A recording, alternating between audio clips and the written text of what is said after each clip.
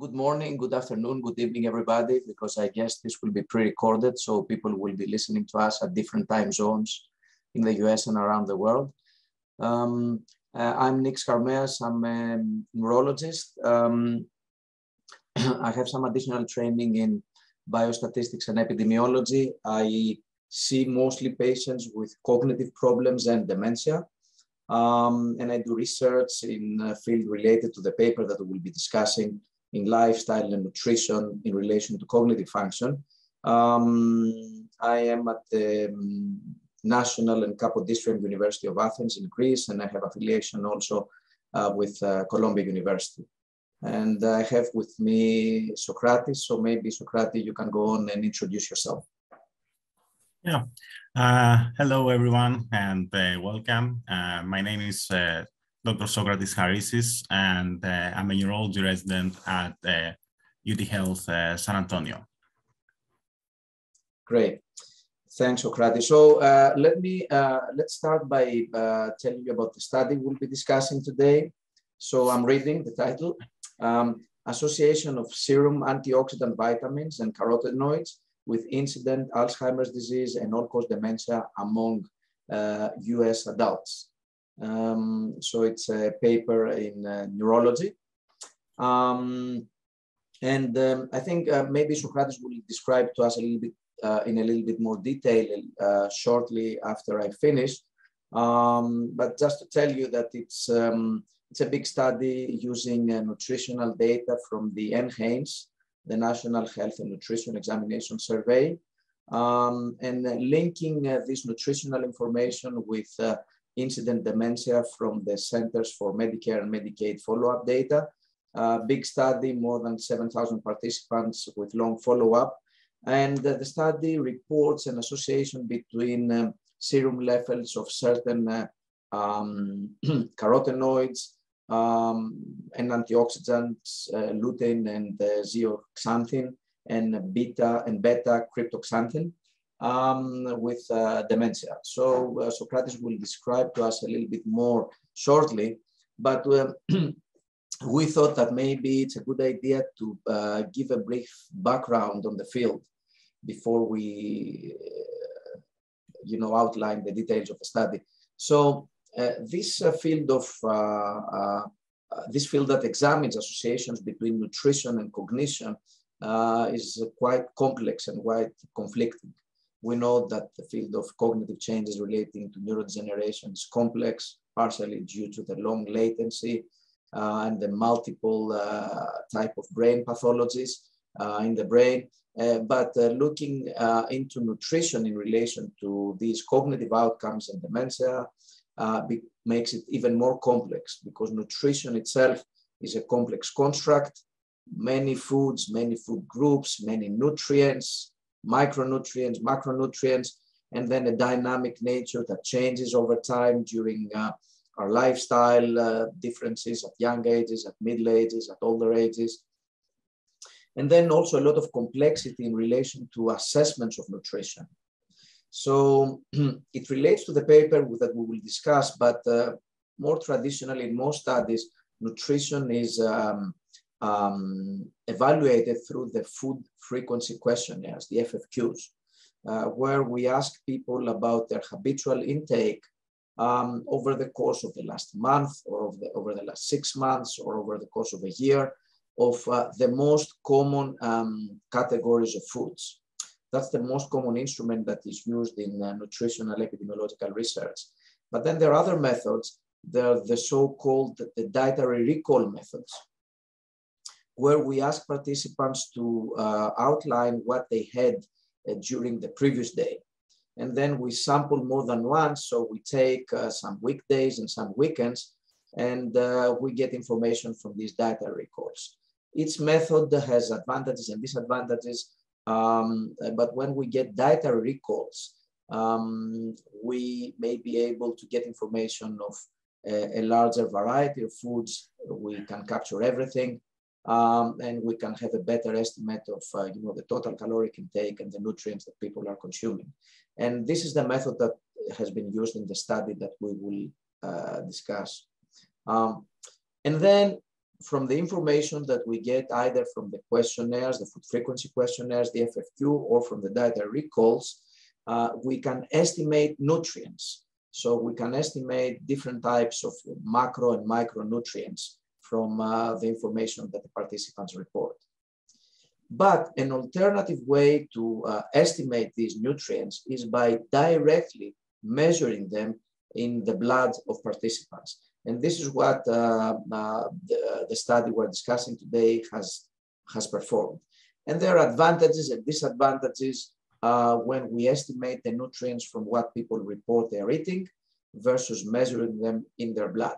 And maybe we could go back to these issues later on. Last comment, overall, this field that examines associations between nutrition and cognitive changes is quite conflicting also because the literature and the results are quite conflicting. And there are studies that suggest that certain nutrients or foods or dietary patterns are protective. And then there are other studies that do not show similar associations. So it's a complex field. Maybe we'll be able to say a few more. So I think now maybe it's the time that Socrates, you could maybe outline the study in a little bit more detail so that everybody knows what we're discussing today. Yeah, absolutely. So yeah, let's kind of dissect the study a little bit and see what it consists of. First things first. So about the study sample, the authors used data, as you mentioned, from the National Health and Nutrition Examination Surveys, and they linked those data with Centers for Medicare and Medicaid Services follow-up data to basically define the outcome, to obtain information on the outcome. They used the following inclusion criteria. Participants had to be 45 years of age or older at baseline and also have available nutritional biomarkers, as well as available outcome data. And with the outcome, I mean all-cause or Alzheimer's disease dementia. So initially there were 33,199 participants with available socio-demographic data, and 9,787 of those participants were 45 years of age or older at baseline. So they excluded 23,412 participants based on the age criterion. And then 2,313 participants were excluded due to missing or extreme biomarker data. And an additional 191 were excluded due to missing covariates and or lack of outcome data. So this basically leaves us with a final analytic sample of 7,283 participants. The authors also included some observations with missing information on some potential confounders, and they used multiple imputation to basically impute those data. But the average rate of missingness was relatively low at less than 10%.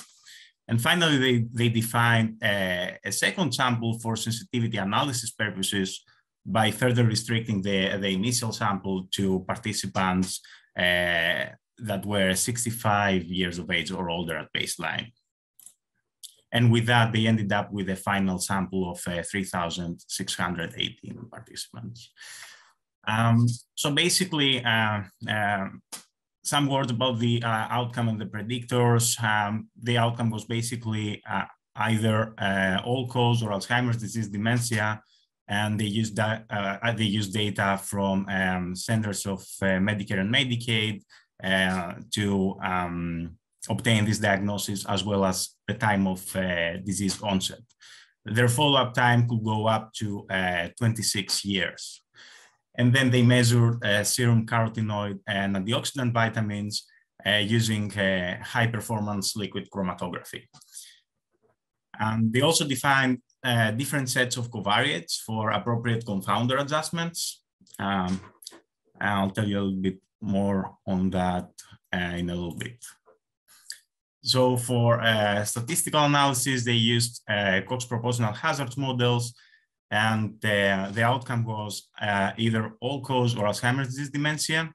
And the predictors were the individual or total carotenoids, as well as the antioxidant vitamins A, C, and E at baseline in subsequent analysis. And censoring was defined as no event of interest by the end of follow-up period or by the age of death. So confounder adjustment was basically performed in a stepwise manner. Model 1 was adjusted only for age and sex. Model 2 was further adjusted for other demographic factors such as race, marital status, area of residence, education, and income. Model 3 was further adjusted for lifestyle factors, including diet quality. And finally, Model 4, the fully adjusted model, was further adjusted for health-related factors as well as additional nutritional biomarkers, such as serum folate, 25, hydroxyvitamin D, antioxidant vitamins, and the remaining carotenoids. The authors also performed stratified analysis by levels of serum total carotenoids. The subgroup analysis, including all the participants that were 65 years of age or older at baseline. And then they also tested for potential interactions among these biomarkers by including the two-way interaction terms in the Cox regression models. And they interpreted those as potential synergism if the effect was negative, and as antagonism if the effect was positive.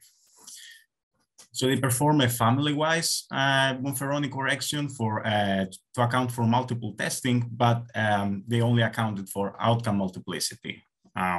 So this basically means that they defined significance levels of P less than 0.025 for main effects and 0.05 for the two-way interaction terms. So what they found, so basically the analysis looking at all-cause and Alzheimer's disease dementia in association with individual and total carotenoids, the two associations remained significant after adjustment for multiple testing. And these associations were basically the lutein and zeaxanthin plasma concentration, as you mentioned, that was associated with reduced risk of all-cause dementia. But this was the case only in the age group, including 65 years of age or older participants. And then they also found an inverse relationship between the serum beta cryptoxanthin and all-cause dementia, and this association was actually present in both age groups. So both of those relationships survived adjustments for socio-demographic factors, but actually became non-significant after further adjusting for lifestyle factors such as diet quality. And then the analysis looking at antioxidant vitamins in association with all-cause Alzheimer's disease dementia, they basically didn't have any statistically significant findings after correction for multiple testing. And then it's worth to mention that they also tested these associations across total carotenoid tertiles, as well as among the different tertiles, as well as among the different age groups, and these associations were not statistically significant either. And last but not least, the results of the interaction analysis.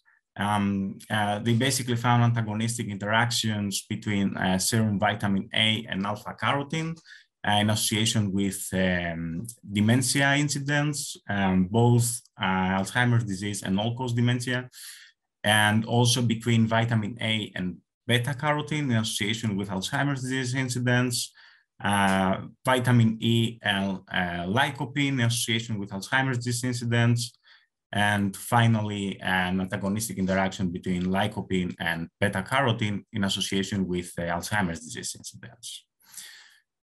So with that, I think I'm gonna hand it back to you, Dr. Skarmeas, to tell us a little bit about what you think this paper adds.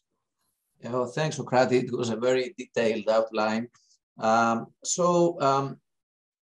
think it's an important paper, and it can really help in terms of enhancing our understanding of this field. Because first of all, it measures and utilizes in the analysis nutrient biomarkers. So it's quite a big sample, and it's not very easy to measure these nutrient biomarkers, and they're not very commonly used. There are advantages because of using nutrient biomarkers compared to using biomarkers, nutrient biomarkers derived from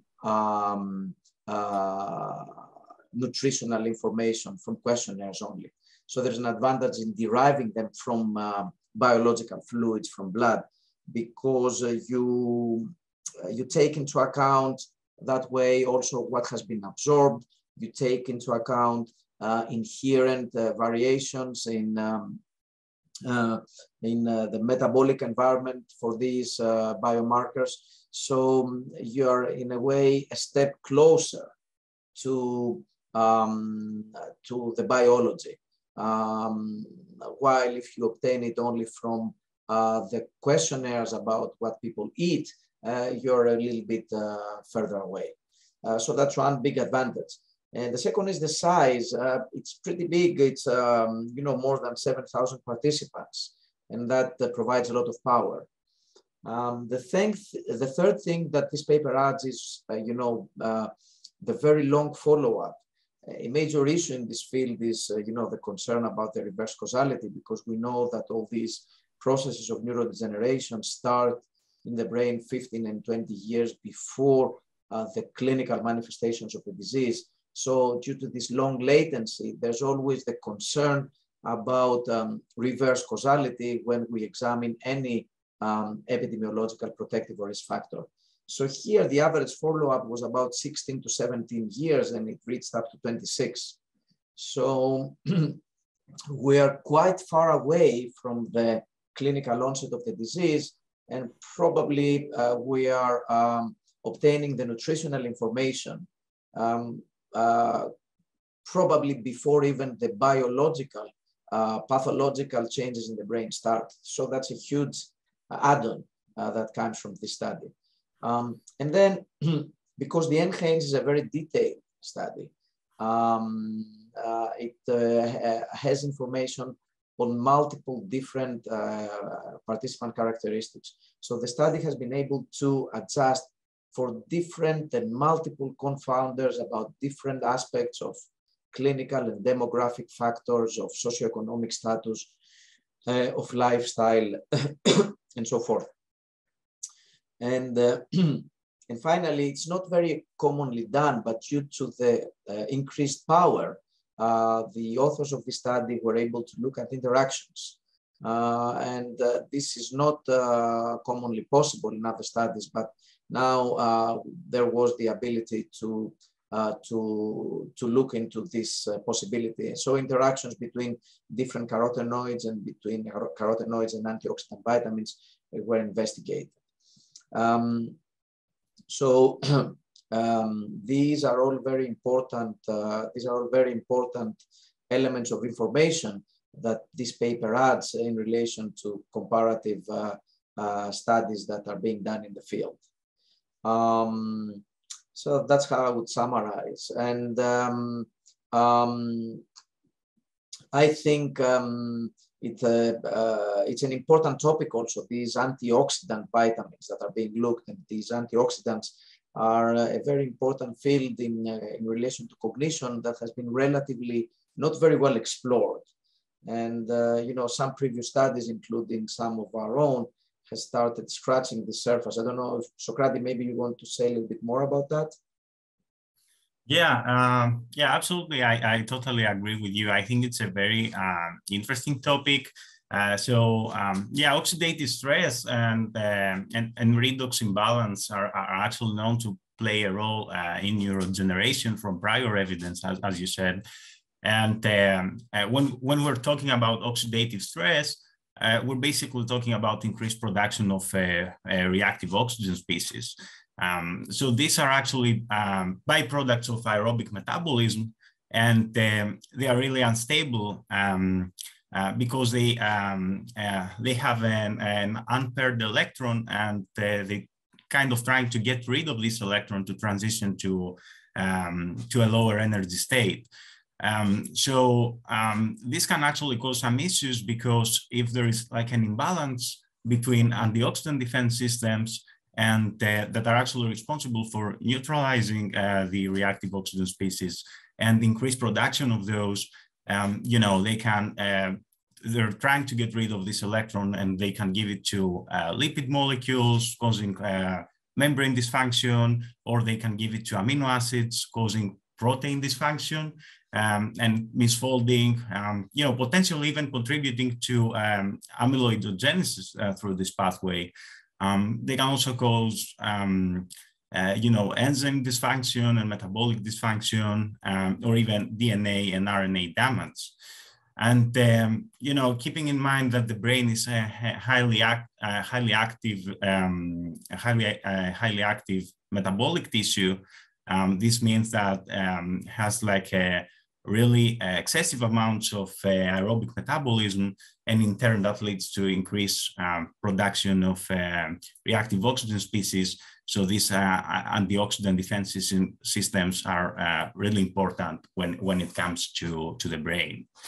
And then, yeah, as you said, we have actually studied in a Greek cohort of older adults, the associations. We have actually studied plasma glutathione, which is one of the fundamental endogenous antioxidants that kind of works as neutralizer of reactive oxygen species by basically acting as the electron acceptor.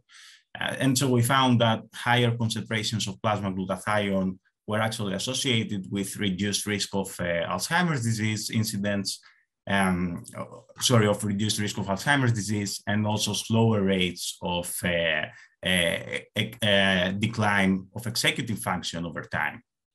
And then in another study, we also found that plasma glutathione was also associated, higher levels were also associated with slower rates of increase of probability for prodromal Parkinson's disease, which is basically a very early stage in the disease course, where the patients don't yet have like any motor symptoms.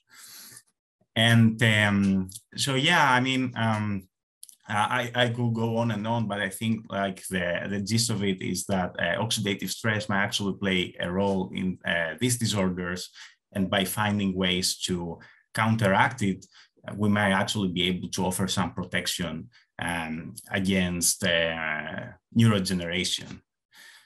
So I think, we can move on and talk a little bit about some potential limitations of the study, shall we?